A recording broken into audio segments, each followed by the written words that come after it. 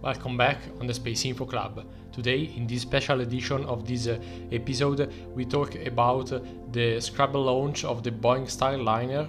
Indeed, as you can see on the screen, if you're looking at it on the video, you can see the CEO and President of the United Launch Alliance, Tory Bruno, who is talking about the launch, which was scrapped, while on the right you can see NASA YouTube channel with the crew procedures, while the launch was yet scheduled yesterday.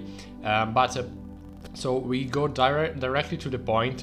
If you appreciate this kind of news content about the podcast or the YouTube video, please subscribe to the YouTube channel or the Spotify channel and leave a review or a like, or let us know that you are appreciating this kind of content, so we can just commit more and give you more content of this kind. So which was the problem? Let's go straight to the point. The problem was a venting valve inside the fuel tank of the rocket. So Boeing Starliner spacecraft didn't experience any problem, and everything was nominal until the scrubbing of the launch itself on the side of the capsule. I'm recalling that it should have been a manned crew flight. So the two people, Sunita Williams among the two, was part of the crew, and the launch was scheduled to depart from Cape Canaveral and to dock to the International Space Station for a week.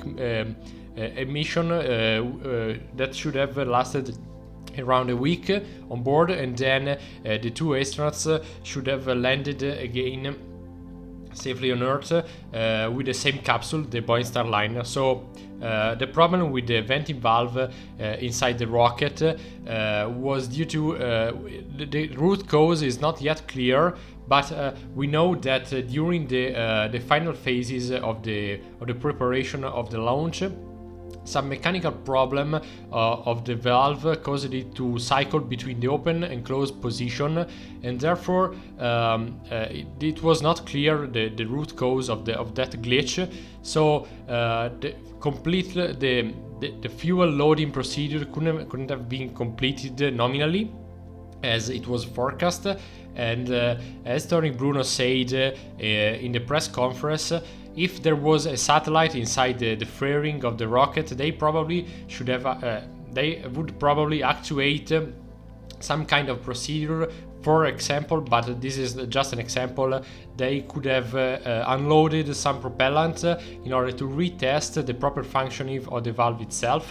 But clearly you cannot use this procedure if you have people on board, for example, because some fuel leakage, some gases can be released into atmosphere, and when you have people around that condition, for sure safety procedures are much more strict, and so you cannot actuate that kind of procedure. So all we know now is that the valve was not instrumented, so accelerometers and sensors are not mounted on board that valve, so we don't have direct data, for example vibrational data, open-close statuses of the valve itself, but we can some kind of infer this data from the surrounding accelerometers and sensors. So the investigations are still ongoing up to the reattempt of the launch itself. So what's the key message of this Scrabble launch?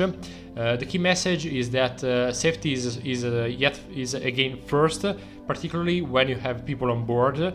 Again, if there was a satellite, probably they would have reattempted the launch, but this was not the case. So safety first.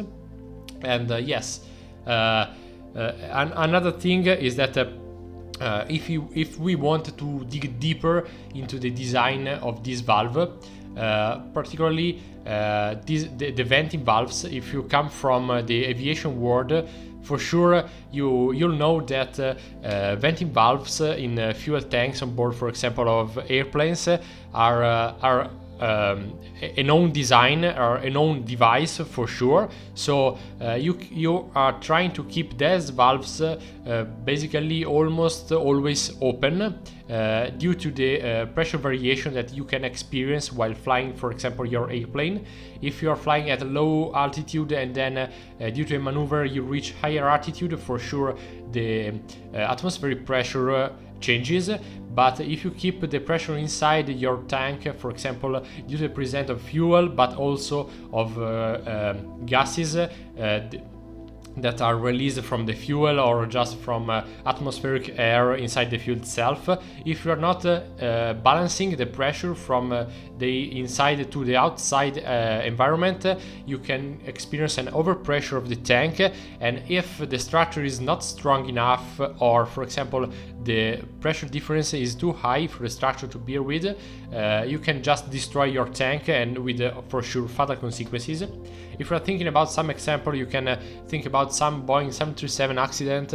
So I'm talking about airplanes of maybe 20-30 years ago, when the fuselage of this airplane was just simply destroyed due to pressure differences.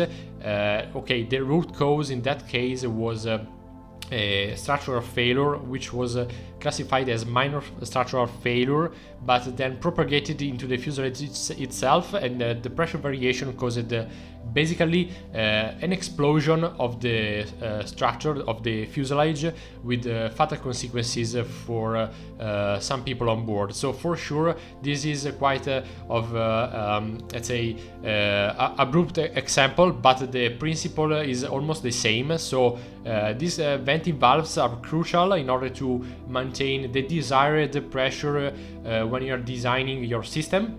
So for sure you cannot neglect that failure, that glitch, when you're launching people in orbit. And so basically this is the cause of the launch, which was scrapped. So again, if you're appreciating this kind of content, please consider subscribing to the YouTube channel and also to the Spotify channel of SpaceInfo. This motivates us a lot to keep going with this kind of content and supplying you this kind of news in a very strict matter of time. So that's basically all for today. If you wanted to know more about the glitch, we can add always thanks to the words of Tory Bruno, that they experienced this kind of glitch, and the valve was cycling between the open and closed condition a lot of times in a very reduced time span. So it was almost, but it is not yet clear. Me for sure, I don't have data to sustain this hypothesis. It was almost a redundancy case of the valve. So basically this is all we know now. For sure they're investigating. The next schedule, the next attempt for this same flight with the 2 astronauts on board is scheduled for Wednesday the 10th of May. So they have some days to investigate, then reattempt the full launch procedure. So propellant will be again loaded into the launcher, and parameters will be monitored, and then we hope that the launch will be successful and people and the 2 astronauts will be launched, and then again stay tuned with the SpaceInfo. We'll see what will happen. Thank you for listening, thank you for being with us. Have a nice evening.